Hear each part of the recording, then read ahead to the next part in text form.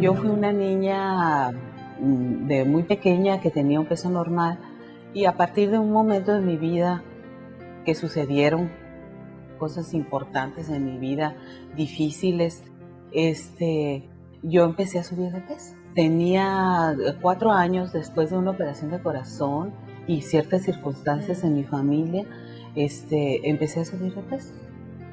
Y entonces te puedo decir que la primera dieta la hice cuando tenía 8 años. Y entonces hay una lucha contra la consecuencia. Nunca se trata, o no hay una gran ignorancia social de dónde viene esta enfermedad, ¿no? Entonces fue una carrera. Todos los médicos, todas las dietas, ejercicios, otro tipo de sistemas también, hipnotismo, acupuntura, una operación gástrica hace 22 años. Pero como esta enfermedad no es el sobrepeso, sino viene de otra parte, entonces pues permanecía y se agravaba, porque esta enfermedad del atracón, que hasta que yo entré aquí lo entendí, hasta que vine con Olga, que vine contigo, y empecé a leer sobre eso, me di cuenta que venía del corazón, del alma, de la mente, y que ninguna dieta me iba a curar de eso. Al contrario, es un elemento que detona, que hace permanecer, que agrava y que además tiene ciertas similitudes con la adicción. Y la adicción es una enfermedad progresiva. Entonces, si yo adelgazaba 10 kilos, bajaba, terminaba ese ciclo de restricción. Generalmente las dietas son muy restrictivas, o a veces no son tan restrictivas, pero como la enfermedad está en otra parte, bueno, se supone que ya me curé de eso, ¿no? Y el rebote es terrible. Y entonces subí esos 10 kilos más otros 10, porque es progresivo. Y cada vez me sentía más mal y cada vez me sentía más decepcionada de mí, porque además la responsabilidad cae en el enfermo, en la enferma en este caso, ¿no? No tienes fuerza de voluntad. ¿Cómo no puedes dejar de comer? Así es, tan culta, con tantos estudios, ¿cómo no puedes parar? Pues díganle a un alcohólico o a algún adicto a las drogas que pare, se puede parar, ¿no? Que es una cuestión de voluntad. Esto no es cuestión de voluntad. Te puedo decir que viví enferma pues como 45 años, 40 años, no sé.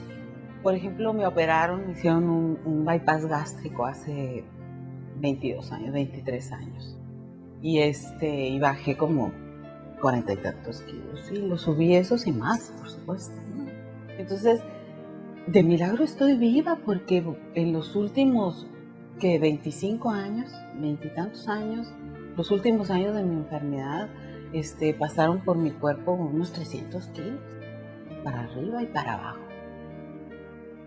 Y no solamente es eso, lo físico, sino todo el sufrimiento, todo el dolor que implicaba eso, ¿no? Porque llegó un momento además que ya estaba a un paso de la discapacidad física, pesando 130 y tantos kilos, y de la discapacidad emocional también, ¿no? Que conlleva. Entonces, ya no es una gordita, no es un gordito, es un enfermo de las emociones, de la mente. Y ninguna dieta, ni de la luna, ni del agua, ni de la sopa milagrosa, ni de las que salen en las revistas, cura eso. Hay que ir a la raíz. Y hay una gran resistencia social para aceptar que esto va mucho más. Ignorancia y además una resistencia a la aceptación de que es una enfermedad mental. Los nutriólogos en general los médicos que tratan la obesidad, los masajes y todo ese tipo de cosas, ¿no? No tienen la menor idea de dónde viene. Y ellos tienen una responsabilidad social muy grande, pues. Y es como no querer ver algo que está sucediendo, que se está incrementando y que es un problema de salud pública. Y entonces la presión social de ser bellas, según los cánones que están vigentes, están empujando a las niñas a estos problemas, ¿no? Y en las casas se está repitiendo, en los medios se está repitiendo, en la escuela, en todas partes. Y la muchacha, la mujer que no cumple con estos parámetros, se considera que no existe, ¿no? Se considera que no tiene éxito, se rechaza. Y entonces la presión es muy grande. Es importantísimo cambiarlo, porque si no, yo estoy a punto de morirme, pero ahí viene un montón de muchachitas que se van a morir de anorexia, de bulimia, de suicidio y de todas las consecuencias de los trastornos de atracón. Por eso los médicos tienen la obligación y el sector salud tiene la obligación de conocer más, de saber más de cuándo de un sobrepeso se convierte en un trastorno realmente que pone en peligro la vida de las personas, ¿no? Sobre todo de las mujeres, ¿no? En este caso. Y porque no hay diferencia. No se sabe cuándo esto se convierte realmente en una enfermedad o es un problema de hábito. Yo sí he sentido, ¿no? No, está gorda, pues está gorda, ¿no? Y en cambio, si es anorexia o bulimia, ahí sí se asustan mucho, ¿no? Porque aparentemente eso lo lleva a la muerte más rápido, ¿no? Es más grave, es más visible en todo caso, sobre todo la anorexia, ¿no? Pero la obesidad el trastorno por atracón es tan grave como los otros dos. Y lleva a consecuencias físicas, emocionales, mentales, discapacidades sociales, de relación, a la depresión, que lleva al intento de suicidio, tanto una como otra.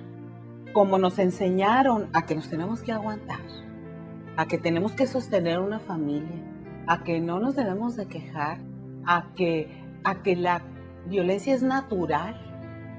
Entonces, ¿qué hacemos? Pues no la comemos, o la vomitamos, ¿no? O nos restringimos. Esa es la manifestación física de toda esa violencia que a veces es tan sutil, que es imperceptible, que, por ejemplo, los chistes respecto a las mujeres y a su figura.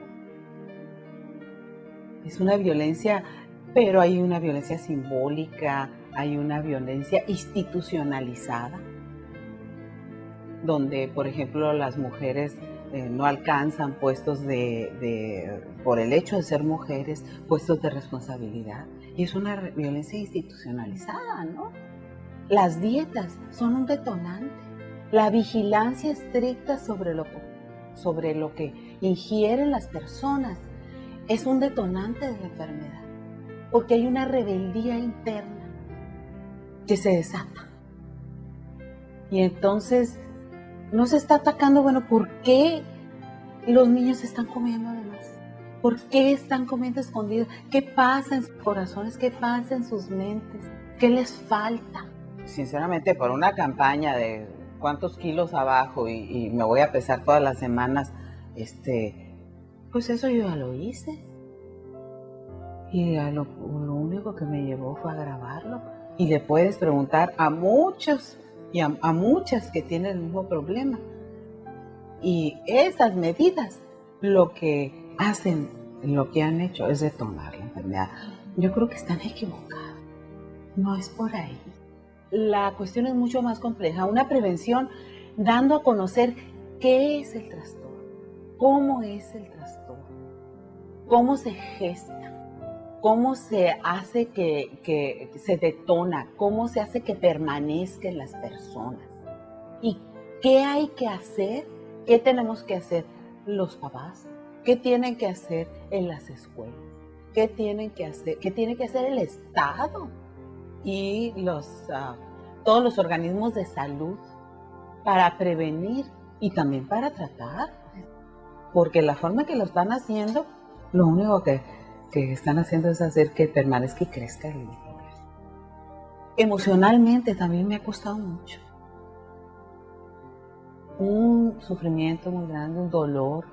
Y para curarlo, después de tantos años, no es fácil. Si no hubiera encontrado la solución, afortunadamente la encontré. Si no, ahorita no estuviera hablando contigo. Estuviera muerta.